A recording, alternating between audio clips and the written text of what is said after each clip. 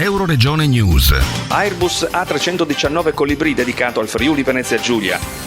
Accordo strategico tra Alitalia, Aeroporto Friuli Venezia Giulia e Regione per la promozione del territorio. È stato presentato l'Airbus A319 con il disegno dei colibri sulla fusoliera, una livrea che fa del Friuli Venezia Giulia la prima regione d'Italia a veicolare la propria immagine su un aereo della compagnia. La fusoliera dell'aereo è un omaggio all'attenzione che il Friuli Venezia Giulia ha sempre dimostrato nella tutela delle biodiversità. La regione può vantare infatti l'unicità di un centro di ricerca che porta l'illustre nome di Margherita Hock, dedicato alla salvaguardia di questo prezioso e piccolo animale. I colibri saranno per un anno gli ambasciatori del Friuli Venezia Giulia sulle rotte per l'Italia, l'Europa e il Nord Africa. Nel corso del 2013 Alitalia ha avviato una nuova programmazione dei voli sul suo hub di Roma Fiumicino denominata rehubbing, che favorisce i voli di connessione mettendo a disposizione dei passeggeri orari più comodi. Lo spostamento a metà giornata dei voli intercontinentali in partenza da Roma consente ai clienti di cominciare il viaggio da Trieste in orari più confortevoli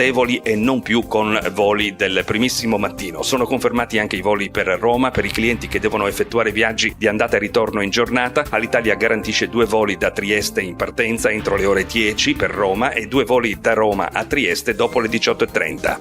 I nostri servizi sono disponibili su internet all'indirizzo www.euroregionenews.eu.